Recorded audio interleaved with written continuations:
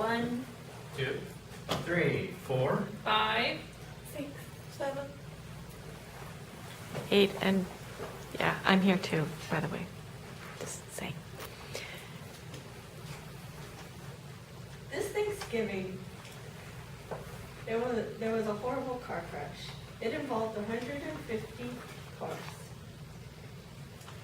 It is now known as the Thanksgiving Day Nightmare.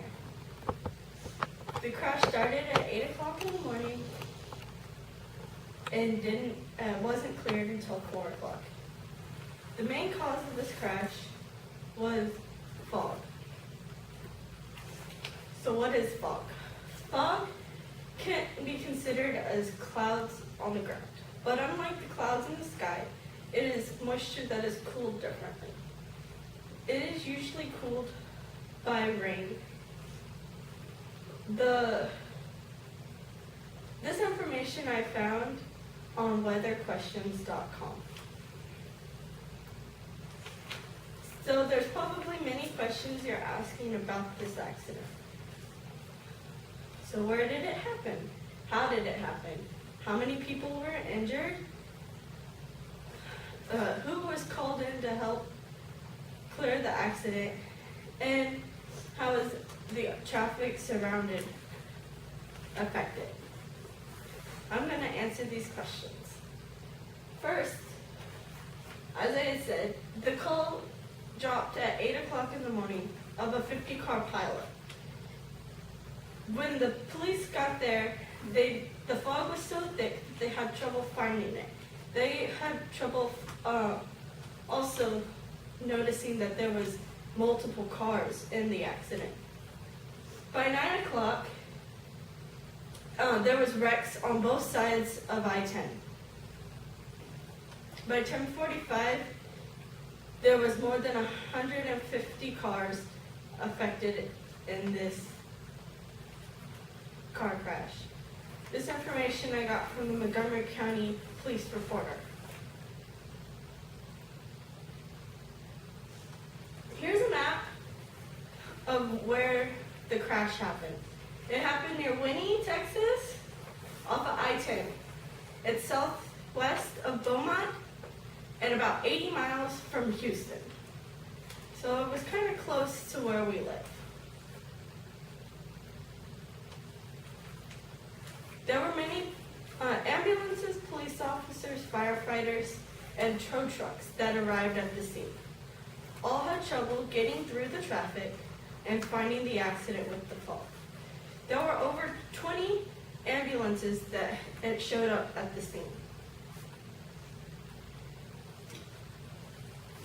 In this tragic accident, you would think that there were many people who had passed away.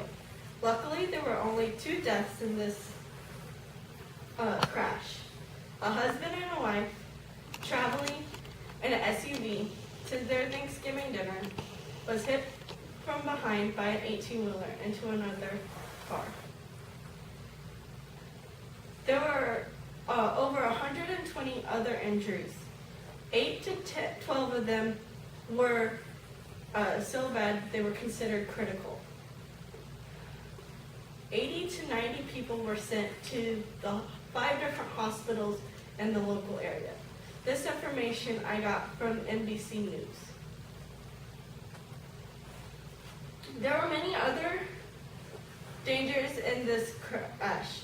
Not only was the traffic bad, but there were 7 tractor trailers that were in this wreck, 2 of which were carrying hazard material.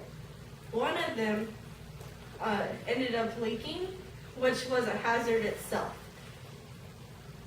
Police and firefighters had to get everybody 100 feet away from the spill, or it could have affected them medically.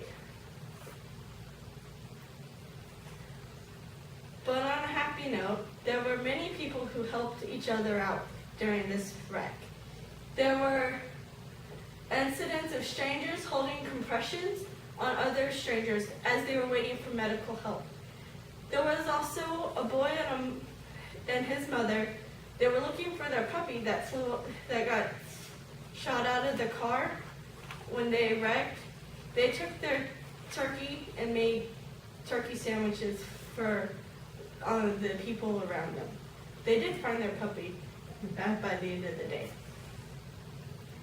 This is a picture of a lady holding a compression on another victim of the car accident.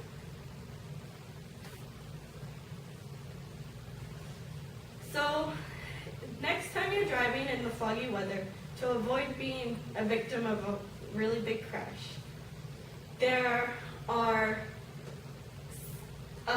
tips to avoid the fog. There are 3 of them. One is take your time. If you slow down, you'll be more likely to notice the cars in front of you and around you and other debris. 2 is use your fog lights if possible. Fog lights help you see the road ahead of you and see traffic ahead of you. Number 3 is drive with extreme caution. This goes back to watching and slowing your speed down. There's no big rush in the fog. No place is worth your life. Fog does many different things to your perspective.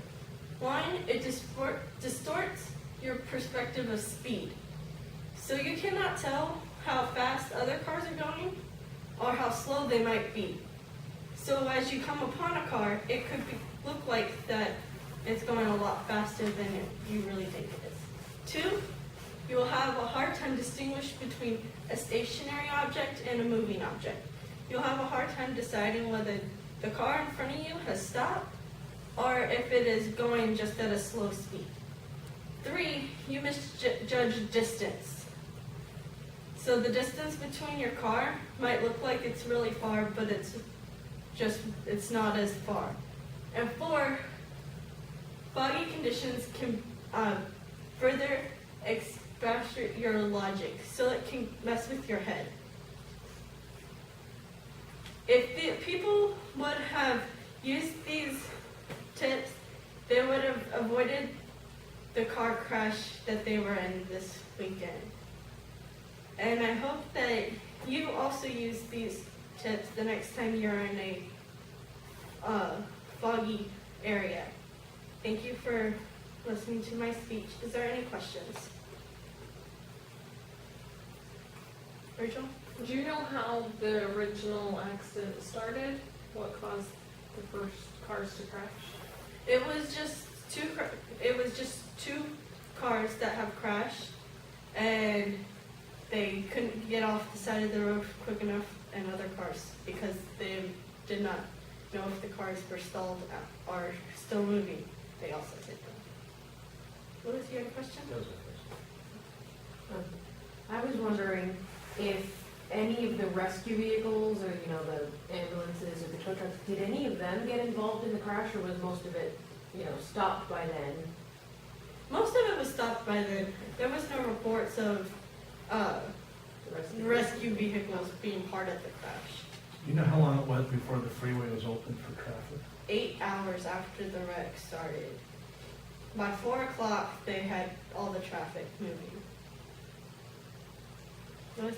So were the fire trucks there for safety precautions, or were there actually cars on fire? I'm not sure if there were cars on fire, but they were there for safety precautions, like the hazard spill that came on from the tractor trailer. The firemen are the ones that take care of that. And in fact, most calls, a fire truck will come out with the ambulance. Oh. Thank y'all for listening, and I hope you listen.